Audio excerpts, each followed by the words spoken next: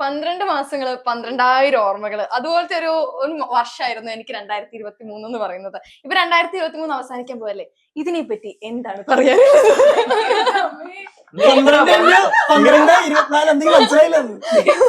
കഴിഞ്ഞ വർഷം എങ്ങനെ ഉണ്ടായിരുന്നു ചോദിച്ചത്. അതെ, അതിനാണ് 12x12 അല്ല ഞാൻ 12,000 ഓർമ്മകൾ 2023 മിക്സഡ് ആയിരുന്നു എന്നെ സംബന്ധിച്ചിടത്തോളം.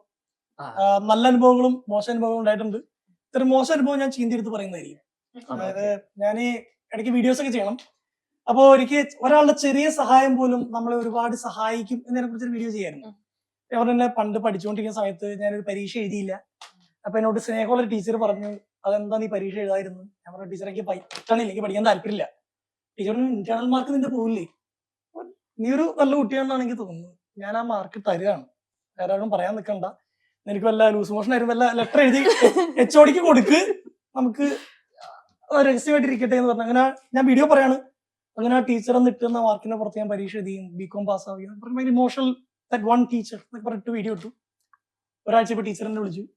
ഈ ടീച്ചർ അതൊരു 15 കൊല്ലം മുന്നേ പഠിച്ച ടീച്ചർ വിളിച്ചിട്ട് പറഞ്ഞു, ജോസഫ് ഇങ്ങനെ ഒരു വീഡിയോ ചെയ്തിരുന്നു, എനിക്ക് മലയാളം അറിയില്ല, ഫ്രണ്ട്സ് ട്രാൻസ്ലേറ്റ് ചെയ്ത് തന്നു, എന്റെ ജോലി അതിപ്പോ ബാധിച്ചിരിക്കുന്നു. അതായത് ദാറ്റ് ഈസ് വെരി അൺപ്രൊഫഷണൽ. കാരണം ഒരു വിദ്യാർത്ഥിക്ക് വെറുതെ മാർക്കിട്ട് കൊടുക്കാമോ, ഇത് എവിടുത്തെ നിയമമാണ്, 12 വർഷം വിട്ട മാർക്കാണ്.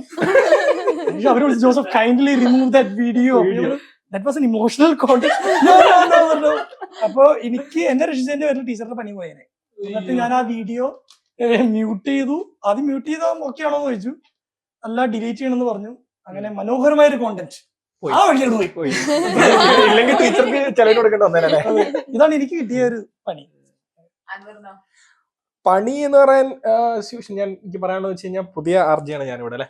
അപ്പം എന്നെ സംബന്ധിച്ചൊരു 200 പേജിന്റെ നോട്ടിൽ ഏതാനുള്ള കാര്യങ്ങൾ നടന്നിട്ടുണ്ട്. ഫുൾ കോൺട്രാസ്റ്റിംഗ് ആണ്. തുടക്കത്തിൽ ഒരു പരീക്ഷ പാളി, അതിനുശേഷം ഞാൻ ഡെങ്കു പിടിച്ച് കുറച്ചു കാലം ആശുപത്രി കിടന്നു. അങ്ങനെ നമ്മൾ സിനിമ റിവ്യൂ അറിയുന്ന പോലെ പറഞ്ഞു കഴിഞ്ഞാൽ ഫസ്റ്റ് ഹാഫ് ഭയങ്കര ഡൾ ബോറിംഗ്, സെക്കൻഡ് ഹാഫ് ഭയങ്കര എൻഗേജിങ് ആയിരുന്നു. സെക്കൻഡ് ഹാഫ് ഈ പറഞ്ഞ പോലെ എനിക്കൊരു ഓപ്പണിംഗ് കിട്ടി, മിർച്ചിയിൽ വരാൻ പറ്റി, അതുപോലെ ഭയങ്കര എൻഗേജിങ് ആയിരുന്നു. അപ്പം പറഞ്ഞ പോലെ സെക്കൻഡ് ഹാഫിലേ ഉള്ളൂ കണ്ടന്റ്, സെക്കൻഡ് ഹാഫിലേ ഉള്ളൂ. പിന്നെ ഒരു കിടിലൻ ക്ലൈമാക്സും കിട്ടി, ഭയങ്കര ഹാപ്പിയാണ്. പിന്നെ അതിന് കൂടെ നിന്ന് സപ്പോർട്ട് ചെയ്ത കുറെ ആളുകളുണ്ട്, വീട്ടുകാർ അതുപോലെ കൂട്ടുകാർ, അവരോടൊക്കെ ഭയങ്കര കടപ്പാടുള്ള ഒരു വർഷമാണ്. കടപ്പാടുകളുടെ ഒരു 2023 ആണ്. സെക്കൻഡ് ഹാഫിനെ പറ്റി പറഞ്ഞപ്പോഴാണ് എനിക്ക് അൻവറിനെ ആദ്യം നമുക്ക് ഇൻട്രൊഡ്യൂസ് ചെയ്യാം. അതെ, അൻവറാണ് സ്ഥലം. അതെ, ഞാൻ അൻവറാണ്. ശരിക്കും കോഴിക്കോടേക്കാണ്, കോഴിക്കോട് ആർജയായിട്ട് പോവാണ്. അതുപോലെ ശരിക്കും സ്ഥലം വയനാടാണ്. എഞ്ചിനീയർ ആണ്. അത് സംബന്ധിച്ചുള്ള ഒരു ജോലിയും ഞാൻ ചെയ്തിട്ടില്ല. മീഡിയനോടുള്ള താല്പര്യം അതുപോലെ RJ എന്നാവാനുള്ള ആഗ്രഹം കൊണ്ട് ഇങ്ങനെ കൊച്ചിയിലോട്ട് വന്നു, റിക്രൂട്ട്മെന്റ് കിട്ടി. അങ്ങനെ എനിക്ക് അൻവറിനെ കുറിച്ച് കാര്യം പറയാനുള്ള, അൻവർ ഇവിടുത്തെ ട്രെയിനിങ് ഒക്കെ കഴിഞ്ഞ് പോകണം എന്ന് എന്നോട് പറഞ്ഞു. അപ്പൊ ചേട്ടാ കാണാം, കോഴിക്കോട് പോവാണ്. അപ്പൊ ഞാൻ പറയാ ഓൾ ദ ബെസ്റ്റ്, നന്നായിട്ട് ചെയ്യാൻ പറ്റി, എനിക്ക് പറ്റും. ചേട്ടാ ഇനി എന്നാ കാണണമെന്ന് എനിക്ക് അറിഞ്ഞുകൂടാ, പിറ്റേ ദിവസം വരും ഇവനോട് ഉണ്ട്. അപ്പൊ ഫോട്ടോ എടുത്തു പ്രാർത്ഥിക്കണം. സെൽഫി എടുക്കുന്നു. അത് കഴിഞ്ഞ് രണ്ട് സെൽഫി നമ്മൾ അന്ന് എടുത്തു. ആദ്യത്തെ ആംഗിൾ അത് ശരിയായില്ല.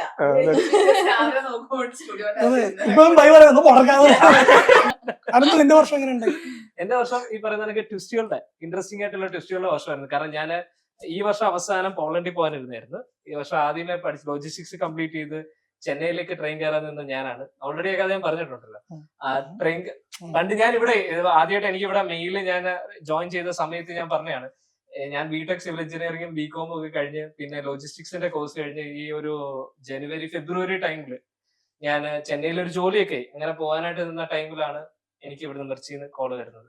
ഏറ്റവും ഇൻട്രസ്റ്റിംഗ് കാര്യം, ബാഗ് ഒക്കെ പാക്ക് ചെയ്ത് ട്രെയിൻ കയറാനായിട്ട് പോയപ്പോ ഞാൻ കയറില്ല, തിരിച്ച് വീട്ടിൽ പോരുന്നു. അപ്പൊ അപ്പം പറഞ്ഞു, നീ എന്നെ മുടിപ്പിക്കാനുള്ള പരിപാടിയാണോ എന്ന്. ഞാൻ പറഞ്ഞു, അപ്പൊ ഇപ്പൊ എനിക്ക് പോകാൻ തോന്നുന്നില്ല, കാരണം പ്രായം ഇത്രയായാലും നല്ല കലിപ്പായിരുന്നു. 2 ദിവസം കഴിഞ്ഞപ്പം ഭയങ്കര വഴക്ക് കിടക്കുന്ന സമയത്ത് എനിക്ക് ഇവിടുത്തെ ചാൾസ്, ഇന്നത്തെ പ്രോഗ്രാം ഹെഡിന്റെ എനിക്ക് മെസ്സേജ് ചെയ്ത്, we are looking for a new RJ, are you interested, please call me back. ഇല്ല, നമ്മളിലെ കിള്ളി പോയൊരു അവസ്ഥ ഉണ്ടല്ലോ, കാരണം എല്ലാം പോയിരിക്കുന്ന ഒരു സിറ്റുവേഷനിലാണ് ഇങ്ങനെ ഒരു കോള് വരുന്നത്. വന്നു 15 ദിവസം കഴിഞ്ഞ് മിർച്ചിയിൽ ജോയിൻ ചെയ്തു. അതൊരു ഭയങ്കര ഇൻട്രസ്റ്റിംഗ് ആയിട്ടുള്ള ഒരു കാര്യമായിരുന്നു. അത് ഞാൻ കഴിഞ്ഞ വർഷം നമുക്ക് വളരെ മോശം ഞാൻ പറഞ്ഞു.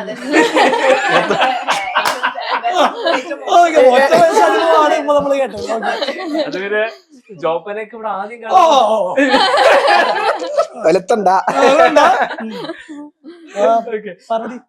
എന്റെ 2023 ശരിക്കും എന്താ പറയണ്ടേ, ഹാപ്പി ആയിട്ടുള്ള ഒരു വർഷമായിരുന്നു. കുറെ എനിക്കൊരു അൺലേണിംഗ് നടന്ന ഒരു പേഴ്സണൽ രീതിയിൽ കുറെ അൺലേണിംഗ് നടന്ന ഒരു വർഷമായിരുന്നു. എനിക്കും 2023 ഇപ്പം എൻഡിലേക്ക് നമ്മൾ തിരിഞ്ഞു നോക്കുമ്പോൾ ഹാപ്പി എന്നുള്ളത് തന്നെയാണ് ഒരു റിവൈൻഡ് പറയാൻ. ഇനി ഞങ്ങളത് പറയിപ്പിക്കണായിരിക്കും. സംഭവം ലാലേട്ടനെ കാണാൻ പറ്റിയ എന്റെ ഇതാണ് മോളെ. സംഭവം. എന്റെ മോളെ ദൈവമേ, ലാലേട്ടൻ ഇതുപോലെ കണ്ടു കഴിഞ്ഞാൽ അല്ല, അത് നമ്മളായിട്ടാണ് ചോദിക്കണം. അതിന് വേണ്ടിയിട്ടാണ്. ലാലേട്ടനെ കണ്ടത് എങ്ങനെയുണ്ടായിരുന്നു? ലാലേട്ടൻ കേക്ക് വായി വെച്ച് തന്നായിരുന്നില്ലേ? അതെ അതെ. ഓ, എന്റെ ദൈവമേ, വീഡിയോ ആവാറുണ്ട് നന്നായി. 2023 ഏറ്റവും ഹാപ്പിയസ്റ്റ് ഒരു മൊമെന്റ് ചോദിച്ചു കഴിഞ്ഞാല് അത് എല്ലാവരും കളിയാക്കിക്കൊണ്ടിരിക്കണേ. ഇവിടെ വന്ന് എനിക്ക് തോന്നുന്നു ലാലേട്ടന്റെ ഇന്റർവ്യൂ ഞാൻ എടുത്തിരുന്നു. ആ ഇന്റർവ്യൂ കഴിഞ്ഞ ശേഷം എന്നെ അറിയുന്ന ഓഫീസ് മാത്രമല്ല എന്നെ അറിയുന്ന എല്ലാവരിടത്തും വിളിച്ചു പറഞ്ഞ് ആ ഒരു എക്സ്പീരിയൻസ് ഷെയർ ചെയ്തിട്ടുണ്ടായിരുന്നു. അപ്പൊ ഏറ്റവും ഹാപ്പിയസ്റ്റ് മൊമെന്റ് ലാലേട്ടന് ഇന്റർവ്യൂ ചെയ്യാൻ പറ്റി. എനിക്ക് തോന്നുന്നു ഞാൻ 6-7 വർഷം 7ാമത്തെ വർഷമാണ് ഇപ്പൊ പുതുച്ചിലേക്ക് കിടക്കാൻ പോകുന്നു. അപ്പം ഒരു ആർജെ ലൈഫിൽ ആദ്യമായിട്ടാണ് ലാലേട്ടനെ ഇന്റർവ്യൂ ചെയ്തത്. അപ്പൊ അതിന്റെ ഒരു എക്സൈറ്റ്മെന്റ് ഉണ്ടായിരുന്നു. അടിപൊളി ഇന്റർവ്യൂ ആയിരുന്നു. അപ്പൊ അതിന്റെ ഒരു ഹാപ്പിനെസ് അന്ന് ഇന്റർവ്യൂ പാർവതി ഇന്റർവ്യൂ കഴിഞ്ഞ് വരുമ്പോ ഞാൻ ചോദിച്ചു, ചോദ്യങ്ങളൊക്കെ വെറൈറ്റി ആയിരുന്നു. സാറേ വളരെ ഇന്റർവ്യൂ ചെയ്യുന്നുണ്ട്, കുഴപ്പമില്ല, നന്നായിട്ട് പോയിടാന്നൊക്കെ പറയുള്ളൂ. ഞാൻ ജിമ്മിൽ പോകാൻ നിൽക്കാണ്. പാർവതിയോട് ചോദിച്ചാൽ എങ്ങനെയാണ് ലാലേട്ടായിട്ടുള്ള ആദ്യത്തെ ചോദ്യം ഇതായിരുന്നു. പിന്നെ 5 ചോദ്യം 10 ചോദ്യം എനിക്ക് പറഞ്ഞു തന്നു. ഞാൻ ജിം ബാഗ് അവിടെ വെച്ചിട്ട് കേൾക്കട്ടെ. സാധാരണ ഞാനാണ് അങ്ങോട്ട് ഇരുന്നിട്ട് ചോദിക്കുന്നത്, ചേച്ചി എങ്ങനെ ഉണ്ടായിരുന്നു ഇതൊക്കെ പാറുവിനോട്. പാറു ഇത് എന്നെ കണ്ടപ്പോ തന്നെ ലാലേട്ടൻ ഇന്റർവ്യൂ സൂപ്പർ ആയിരുന്നു, നീ ഫോട്ടോ കണ്ടായിരുന്നോ? എടാ വീഡിയോ എടുക്കാൻ പറ്റിയില്ലടാ, ബട്ട് കേക്ക് ഒക്കെ വായി വെച്ചെന്നു, എന്തൊക്കെയായിരുന്നു. ഇതുവരെ പാറു ഇത്ര എക്സൈറ്റഡ് ആയിട്ട് ഞാൻ കണ്ടിട്ടില്ല. ഇപ്പോഴും ആ ടച്ച് വിട്ടിട്ടില്ല. എന്റെ മോളെ എന്നൊക്കെ സംസാരിച്ചു പറഞ്ഞു. തരൂ. രാവിലെ ഫോൺ വിളിച്ച പോലെ എന്താ മോനെ, നീ പോയില്ലേ മുന്നേ. പാറുവിന്റെ ഹാങ് ഓവർ ഇതുവരെ മാറിയിട്ടില്ല. പിന്നെ ഒരാളും കൂടെ കേട്ടോ, നമ്മുടെ ഈ ക്യാമറയുടെ പുറകുവശത്തിരിക്കുന്ന ബിപിൻ ചേട്ടന്റെ കാര്യം കൂടെ അന്ന് കിട്ടിയതാ, ലാലേട്ടനെ കണ്ടപ്പോ കിട്ടിയതാ. ഇപ്പോഴും എന്താ മോനെ അത് ഏറ്റവും രസം ഞങ്ങൾ ഇന്റർവ്യൂ കഴിഞ്ഞ് ഞങ്ങൾ ക്യാമ്പിൽ കയറിയപ്പം എന്താ പറയുക, ഞങ്ങൾ ഒരു 4-5 ആൾക്കാരുണ്ടായിരുന്നു. എല്ലാരും ഒരേ ഞങ്ങളുടെ ഭാഷ വരെ മാറിപ്പോയി. എന്താ മോനെ ചായ കുടിക്കണ്ടേ, മോനെ ചൂട് ചായ വേണം, അങ്ങനത്തെ ഒരു എന്താ പറയണ്ടേ അടിപൊളി മൊമെന്റ് ആയിരുന്നു ആ ദിവസം. സംഗതി ഹോട്ടാണല്ലേ. പിന്നെ ലാലേട്ടൻ കേക്കിന്റെ ഫ്ലേവർ വെച്ചിട്ട് പറഞ്ഞു കൊടുക്കണം പറഞ്ഞില്ലായിരുന്നോ? ലാലേട്ടൻ ഫ്ലേവർ എന്തോ അല്ല അങ്ങനെയല്ല, ലാലേട്ടാന്ന് പറഞ്ഞിട്ട് കേക്ക് നമ്മൾ കൊടുത്തിട്ടുണ്ടായിരുന്നത്. അപ്പൊ അതിന്റെ ഫ്ലേവർ എന്നോട് ചോദിച്ചു, അത് എനിക്ക് അറിയില്ലായിരുന്നു. അപ്പൊ ഞാൻ ഇവിടുത്തെ ഞങ്ങളുടെ എഫ്ഐ ഉണ്ട് നീതു, അവള് പറഞ്ഞിട്ടുണ്ട് ഫ്ലേവർ പറഞ്ഞു തരാൻ, എന്നിട്ട് എങ്ങനെയെങ്കിലും ഒന്ന് ലാലേട്ടൻ അറിയിക്കണം ഇതാണ് ആ കേക്കിന്റെ ഫ്ലേവർ. എങ്ങനെ ഇത് നമ്മുടെ ഇന്നത്തെ ചാറ്റ് ഉദ്ഘാടനം ചെയ്ത അല്ല കിട്ടിയ പണി എന്തായിരുന്നു? പണിയോ? എനിക്കൊരു പണി കിട്ടി, അത് തന്നെയായിരുന്നു വലിയ പണി. കാണാപ്പാഠം 2000 ഇവിടെ വന്നതേ ഞങ്ങൾക്ക് വലിയ പണിയാണ്. മുതലേ എനിക്ക് കിട്ടിയ പണി ഇവിടെ കിട്ടിയത് പറഞ്ഞോണ്ടിട്ടുണ്ട്. എനിക്ക് ഞാൻ ആർജെ ആയിട്ട് 1 വർഷം ആകുവാണ് ഈ മാസം കഴിയുമ്പോഴത്തേനും. കഴിഞ്ഞ വർഷം ജനുവരിയിലാണ് ഞാൻ ആർജെ ആയിട്ട് സ്റ്റാർട്ട് ചെയ്യുന്നത്. വേറൊരു എഫ്എമ്മിലായിരുന്നു. ഇവിടെ വന്നിട്ട് എന്റെ കഴിവ് കാരണം ഒരുപാട് പേര് വിളിച്ചു. നീ ചെന്നൈ പോകാൻ ഞാനൊന്നും പറഞ്ഞില്ലല്ലോ. അതാണ് ഒന്ന് പിന്നെ സന്തോഷമുള്ളത്. പിന്നെ അങ്ങനെ കുറെ മൊമെന്റ്സ് ഉണ്ട്. എനിക്ക് 2023 അടിപൊളി വർഷമായിരുന്നു. എനിക്ക് എല്ലാം കൊണ്ട് ഏറ്റവും സന്തോഷമുള്ള ഒരു വർഷം അതിതായിരുന്നു. ഞങ്ങളെയൊക്കെ പരിചയപ്പെടാൻ പറ്റില്ലേ? അത് മാത്രമേ എന്റെ ജീവിതത്തിൽ ഒരു വിഷമമുള്ളൂ. ഞങ്ങളെല്ലാവരും കറക്റ്റ് പറയണം. ഫെല്ല വന്നതിന് ശേഷം നമുക്ക് ഇവിടെ മിർച്ചിയിൽ പൊതുവെ ചളി കുറവായിരുന്നു. അങ്ങനെയെന്ന് വെച്ചാൽ നമുക്ക് അങ്ങനെ ഒരു നല്ലപോലെ ചളി പറയുന്ന നിവാസൊക്കെയാണ് വല്ലപ്പോഴും കോൺട്രിബ്യൂട്ട് ചെയ്തോണ്ടിരുന്നത്. അതിനുശേഷം ഫെല്ല വന്നതിന്റെ ചളിയുടെ ഗോഡ് മദർ ആണ്. അല്ല, ചളി മീൻസ് നിവാസിന്റെ ചളി ഞാൻ എടുത്ത് പ്രയോഗിക്കുന്നുണ്ട്, നിങ്ങൾ അറിയുന്നില്ലെന്ന് കേട്ടു. മോശമാണ് നല്ല രീതിയിൽ. 2023 ഇൻ ജനറൽ ഞങ്ങൾ ഇപ്പൊ മിർച്ചി മലയാളം എന്നാണ് നമ്മുടെ ഇൻസ്റ്റഗ്രാം അക്കൗണ്ടിന്റെ പേര്. യൂട്യൂബിൽ അങ്ങനെ തന്നെയാണ്. നിങ്ങൾക്ക് നമ്മുടെ വീഡിയോസ് ആദ്യമായിട്ട് കേൾക്കുന്നവർക്ക് ഉണ്ടെങ്കിൽ കണ്ടു കഴിഞ്ഞാൽ ഇവിടുത്തെ ഒരു വൈബ് ഏകദേശം മനസ്സിലാവുന്നുണ്ട്. ഇത് ഇവിടെ ഇപ്പൊ ബലൂണുകൾ മാത്രമേ എക്സ്ട്രാ പുതിയതായിട്ട് വന്നിട്ടുള്ളൂ. ബാക്കി നമ്മുടെ പെരുമാറ്റം ഇങ്ങനെയൊക്കെ തന്നെയാണെന്നാണ് ഞങ്ങൾ വിശ്വസിക്കുന്നത്. ഒച്ചപ്പാടും ബഹളമാണ്. അതിവിടെ പ്രോഗ്രാം ഹെഡെന്നോ ഇന്റേൺ എന്നോ അല്ലെങ്കിൽ നമ്മളെ ഹെൽപ്പ് ചെയ്യുന്ന ആളെന്നോ പുതിയ ആർജയൊന്നും നമ്മളില്ല. അവിടെ ഈ ഒരു വൈബാണ് എന്റെ 2023 സമയത്തോളം കുറെ ആക്റ്റീവ് ആക്കുന്നത് ഈ മിർച്ചി ലൈഫ് തന്നെയാണെന്നാണ് എനിക്ക് തോന്നുന്നത്. 2023 ഇപ്പം നിങ്ങൾ എത്ര പേര് ന്യൂ ഇയർ റെസൊല്യൂഷൻസ് എടുത്തിട്ടുണ്ട്? ഒരിക്കലും എടുക്കാത്ത സാധനം. ഞാൻ അത് പറയാം. പക്ഷെ ഞാൻ ഇന്ന് രാവിലെ ഒരു സ്റ്റോറി ഉണ്ട്. അത് പറഞ്ഞ സ്റ്റോറി ജിമ്മിലെ ന്യൂ ഇയർ റെസൊല്യൂഷനെ കുറിച്ച് എനിക്കൊന്നും അറിയണം. അത് പറയാം. ഞാൻ ആക്ച്വലി എടുത്തായിരുന്നു. ജിമ്മാണല്ലോ മെയിൻലി ന്യൂ ഇയർ റെസൊല്യൂഷൻ എന്ന് പറഞ്ഞാൽ ആൾക്കാർ മെയിൻ ആയിട്ട് കൊടുക്കുന്ന സാധനം എന്താ? ജിം. അപ്പൊ ഇന്ന് ആ ജിമ്മിൽ എന്തെങ്കിലും ബന്ധമുണ്ടോ ന്യൂ ഇയർ ആയിട്ട്?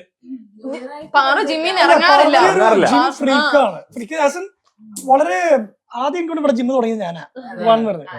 അത് ഞാൻ ഇങ്ങനെ എല്ലാവർക്കും ഉദ്ദേശിച്ചു ഇടയ്ക്ക് ജിമ്മിലൊക്കെ പോകണം എന്നൊക്കെ പറഞ്ഞു. പിന്നെ പാർട്ടി എല്ലാ ദിവസം ജിമ്മിൽ ഇവിടെ ആദ്യം തുടങ്ങി ഞാനാ തോന്നി. ഞാൻ ആ പഴയ ഓഫീസിലുള്ളപ്പോഴും ജിമ്മിൽ പോകുന്നുണ്ട്. എന്തായാലും ഇവിടൊക്കെ ഒരു സോഫ നമ്മളിവിടെ കിടക്കുമല്ലോ, ഇതൊക്കെ ഞാൻ സന്തോഷത്തിലൊക്കെ പിടിച്ചു മാറ്റും പാറു ഒറ്റയ്ക്ക് വന്നിട്ട് പൊക്കി എടുത്തു. ഈസ് അവർ വണ്ടർ മണി. നമ്മുടെ പുതിയൊരു മെമ്പർ നമ്മുടെ ഒരു വീഡിയോയിലേക്ക് കൈകളടിച്ച് നമുക്ക് ആ, സ്വാഗതം ജെറേ. ചെയ്യാം. രേണു 2023 എങ്ങനെ ഉണ്ടായിരുന്നു? 2023 കുറെ പുതിയ കൂട്ടുകാരെ കിട്ടി. സ്ഥിരമായി ജിമ്മിൽ പോകുന്നുള്ള തീരുമാനം എടുത്തിട്ട് പാർവതിയെ കണ്ട് അസൂയപ്പെടാൻ പറ്റി. അത് കഴിഞ്ഞ് കുറെ പേര് പറ്റിച്ചു, കുറെ കാശ് പോയി. അങ്ങനെ കുറെ ദുരന്തങ്ങളൊക്കെ ഉണ്ടായെങ്കിലും ഭയങ്കര രസമുള്ള ഒരു വർഷം. ദുരന്തങ്ങളൊക്കെ ഉണ്ടായിരുന്നു. പോസിറ്റിവിറ്റി ആണെന്ന് പറയുന്നത്, പോസിറ്റിവിറ്റി ആണെന്ന് പറയുന്നത്. ഓഫീസിലൊക്കെ ദുരന്തം എന്ന് പറയുമ്പോൾ നമ്മളെല്ലാം പറയണല്ലോ, പുതിയ ആൾക്കാരെയൊക്കെ കാണാൻ പറ്റി. അത് നമുക്ക് ഇട്ടെറിഞ്ഞതാ. പൂരില് കണ്ടോ? എല്ലാത്തിന്റെ കൂടെ അനുഭവത്തിന്റെ ഒരു സ്നേഹം എല്ലാം ഉണ്ട്. മൊത്തത്തിൽ നല്ലായിരുന്നു. എനിക്കോട് ഒരു ഇന്റർവ്യൂസിനൊക്കെ റെക്കോർഡ് ഉണ്ടെങ്കിൽ രേണു നമ്മളെനിക്കോട് പെട്ടെന്ന് ഒറ്റ നോട്ടം നോക്കുമ്പോൾ ഒരുപാട് ഇങ്ങനെ എഫേർട്ടുകളുടെ ഒരു മാരത്തോണാണ് രേണു ചെയ്യുന്നത്. ഒരുവിധം കേരളത്തിലുള്ള എല്ലാ സെലിബ്രിറ്റീസിനെയും വിളിച്ച് കാല് പിടിച്ച് ഓരോരുത്തരെയൊക്കെ വിളിച്ച് ചേട്ടാ. അവസാനം ഇപ്പൊ പലരൊക്കെ ഫോണൊക്കെ എടുത്തിട്ട് ഞാൻ ഹലോ ഞാൻ എന്ന് പറയുമ്പോഴത്തേനും രേണു വിളിക്കാന്ന് പറഞ്ഞിട്ടില്ലേ, വെച്ചോളൂ സൗകര്യങ്ങൾ അങ്ങനെ വിളിക്കാം. പിന്നെ ചിലർക്ക് എടുക്കാണ്ടായി, ചിലർക്ക് നമ്പർ ഫോണില്ല, ബ്ലോക്ക് ചെയ്തു. ഒരു 5 വട്ടമൊക്കെ ഇന്റർവ്യൂ ചെയ്തില്ലേ പോരത്? ഇന്റർവ്യൂ ആയിരുന്നു എന്റെ 2023. അപ്പൊ രേണു എനിക്ക് തോന്നുന്നത് ഭയങ്കര വൈബ്രന്റ് ആണ്. ഇവിടെ വന്നിരുന്നിട്ട് എനിക്ക് തോന്നിയത് ഇപ്പൊ സംസാരിക്കാൻ തുടങ്ങിയാൽ നിർത്തില്ല. ഒരു ദിവസം എന്താ മറ്റേ പേരിന്റെ എന്തോ കഥ പറയാൻ തുടങ്ങിയിട്ട് രേണു എവിടേക്കോ സഞ്ചരിച്ചെത്തി, എനിക്കോ അറിയില്ല. ആരും സഞ്ചരിക്കാത്ത വഴികളിലൂടെയാണ്. സഞ്ചരിച്ച വഴി കൂടെ തന്നെ പോവാ. നീ രേണു ചേച്ചിയുടെ പ്രോഗ്രാം ഒക്കെ ഇരുന്ന് കേൾക്കണം. അപ്പൊ ആരും സഞ്ചരിക്കാത്ത വഴി കൂടെ നീ കോംപ്ലിമെന്റ് ആണെന്നുള്ള വ്യാജേന ആനന്ദ് കുത്താണ്. അനന്തും അല്ല. മനസ്സിലാക്കുന്നു. പിന്നെ ജോപ്പന്റെ കാര്യം പറയുകയാണെങ്കിൽ ഞാൻ നേരത്തെ ജിമ്മിന്റെ കാര്യത്തിൽ ഒരു അഡീഷൻ ഉണ്ടായിരുന്നു. ഞാൻ രാവിലെ വരുമ്പോ ജോപ്പ റെക്കോർഡ് ചെയ്യും, നല്ല ഷർട്ടും പാന്റൊക്കെ ഇട്ട് ജോപ്പൻ ഇങ്ങനെ കാര്യമൊക്കെ പറയും. എന്നിട്ട് ഞാൻ വൈകുന്നേരം ആകുമ്പോൾ നോക്കുമ്പോൾ ജോപ്പന് മറ്റേ ജിമ്മിന്റെ ഡ്രസ്സൊക്കെ ഇട്ട് ഷോക്സ് ഒക്കെ ഇട്ട് മറ്റേ ഷോർട്സ് ഷോക്സ് ഒക്കെ ഇട്ട് ഇങ്ങനെ കിടക്കുന്നുണ്ടോ സെറ്റ് ചെയ്യും. അപ്പൊ നമുക്ക് ജോപ്പ ഡ്രസ് ഇത്ര പെടുന്ന ഡ്രസ് അറിയാമല്ലോ, കണ്ടിന്യൂ. ഇത്ര പെടുന്ന ഡ്രസ്സ് അറിയാമോ, ഒരു സിനിമ ചെയ്യുന്ന ഇത്ര പെടുന്ന കോസ്റ്റ്യൂം അറിയാമോ, അങ്ങനെ നോക്കുന്ന 2 ഡ്രസ്സും കൊണ്ട് എല്ലാ ദിവസവും വരും. ആ വിലണ്ട് വായു നടക്കും ഡ്രസ്. അത് മാത്രമല്ല, ജോബിനെ പറ്റി നിനക്ക് അറിഞ്ഞൂടാത്തോണ്ടാ ഇപ്പൊ ഞങ്ങൾ ഇവിടെ മാച്ച് കളിക്കാനായിട്ട് സൺഡേ അല്ല വീക്ക് ഡേയ്സിൽ കളിക്കാനായിട്ട് പോകുമ്പോ ജോപ്പൻ ഈ ജിമ്മിന് പോകുന്ന ഡ്രസ് അല്ലാതെ വേറെ ഡ്രസ് ഉണ്ടായിരിക്കും. മാത്രമല്ല ഇവിടെ റൂം എടുത്ത് സ്റ്റേ ചെയ്ത് നിന്നിട്ടാണ് കളിക്കാൻ വരും, ക്രിക്കറ്റ് കളിക്കാൻ പോകും. അനന്തുവിന്റെ ഏറ്റവും ഇഷ്ടപ്പെട്ട കാര്യമൊക്കെ ക്രിക്കറ്റ് കളിക്കാൻ പോയിരുന്നു. അനന്തു നമ്മുടെ കൂട്ടത്തിൽ നല്ലൊരു ബാറ്റ്സ്മാൻ ആണ്. അപ്പൊ ഞങ്ങളൊരു ടീമിലാണ്, ഞങ്ങളൊരു ഓപ്പണിംഗ് ഇറങ്ങിയപ്പോൾ അൺഫോർച്ചുനേറ്റ്ലി അവൻ കണ്ണാടി ഇരുത്തേണ്ടായില്ല. അപ്പൊ ആദ്യത്തെ ഒരു ഓവർ ആദ്യമായിട്ടാണ് നമ്മളൊരു ടർഫിൽ കണ്ടം ക്രിക്കറ്റിൽ ഒരു ഓവർ മെയിഡിനാവുന്നത്. ഇവൻ ബാറ്റ് ചെയ്ത് ഒന്നും കാണാൻ പറ്റില്ല. അപ്പൊ അവൻ പറഞ്ഞു ജോപ്പ കണ്ണാടി എടുത്തില്ല. കണ്ണാടി എവിടെ ഉണ്ട്? തൊട്ടപ്പുറത്തുണ്ട്. അടുത്ത പ്രാവശ്യം കണ്ണാടി കൊണ്ടു, കളി മാറി. ആയിപ്പോൾ ഔട്ടായി. കണ്ണാടി പന്ത് 2 വരുന്നുണ്ടോ സംശയം. അപ്പൊ അവൻ പറച്ചിലുള്ളൂ. ഈ പക്ഷേ ഈ പറഞ്ഞ അബദ്ധം എന്ന് പറഞ്ഞപ്പോഴാണ് എന്തെങ്കിലും ഷോയിൽ അബദ്ധം പറ്റിയായിരുന്നു ആർക്കെങ്കിലും? എനിക്ക് പറ്റിയായിരുന്നു കേട്ടോ. അതുകൊണ്ടാണ് ജോപ്പ ഞങ്ങളോട് അബദ്ധം പറഞ്ഞ കേക്കട്ടെ. ഇല്ല അത് മൈക്ക് ഓഫ് ചെയ്ത് സംസാരിച്ചാണ്. ഇവിടെ ഇൻകോസ്റ്റേഴ്സിന്റെ ഫസ്റ്റ് പാർട്ട് ഹരിഹർ. അപ്പൊ ഒരാൾ എനിക്ക് ഹരികൃഷ്ണൻസിലെ ഒരു പാട്ട് ചോദിച്ചപ്പോ ഞാൻ ഹരിഹരൻ നഗറിലെ ഒരു പാട്ട് ഇട്ട് കൊടുത്തു.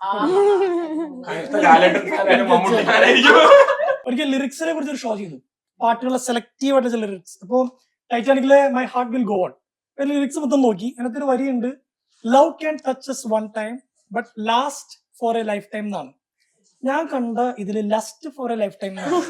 അപ്പൊ ഞാൻ അങ്ങനെ വാചാലനായി. ഞാൻ love can touch us one time but last for, അതായത് സ്നേഹം നമ്മൾ ഒരിക്കൽ മാത്രം സ്പർശിച്ചു, പക്ഷെ കാമം അത് ഒരാളുടെ മരണം വരെ അയാളുടെ ഒപ്പം ഉണ്ടാവും. പിന്നെ അങ്ങനെ വാചാലമാണ്. കാരണം പ്രത്യേകിച്ച് പുരുഷന്മാരുടെ ആംഗിൾ ചിന്തിക്കുമ്പോൾ അവരുടെ സെക്സ് ഹോർമോൺസ് ഇതെല്ലാം ഞാൻ നമുക്ക് ആ പാട്ട് എന്നൊക്കെ പറഞ്ഞ് എല്ലാം കഴിഞ്ഞ് ഓഫീസിലെ കോള് വന്നു.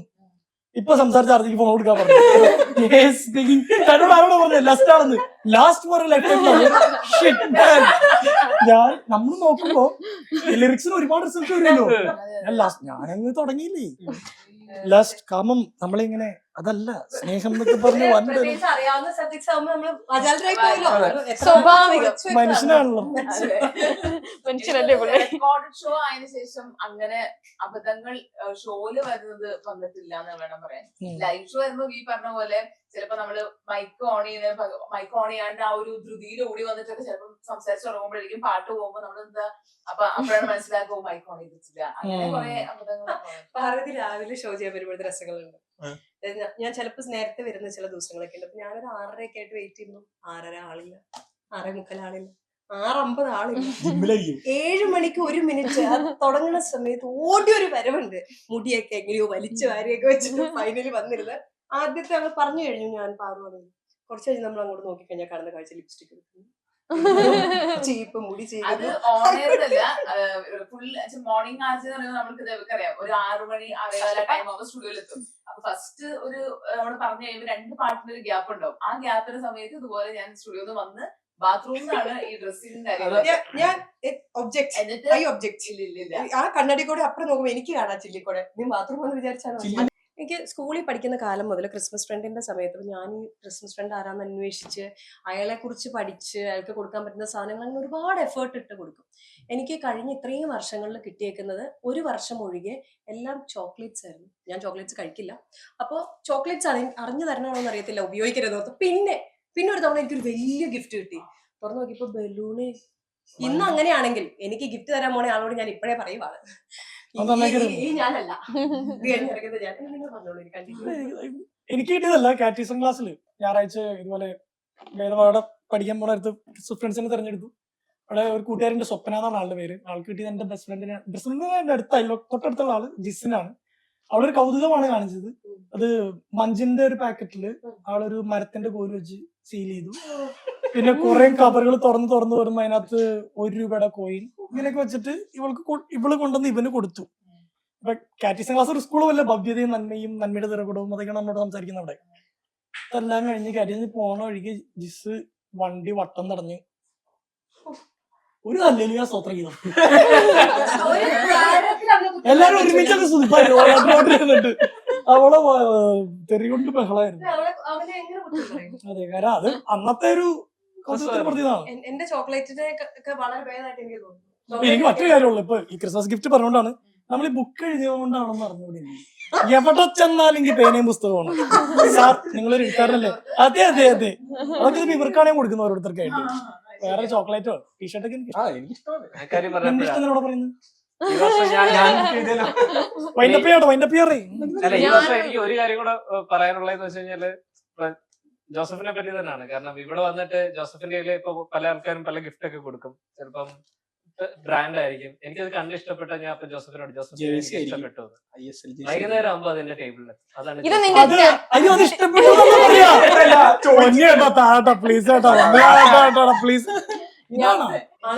ഗിഫ്റ്റ് റിലേറ്റ് ചെയ്തിട്ടുള്ള അങ്ങനെ ഓർമ്മകൾ എനിക്കില്ല. പക്ഷെ ക്രിസ്മസ് പൊതുവേ എനിക്ക് ഭയങ്കര ഇഷ്ടമുള്ള ഒരു സീസൺ ആണ്.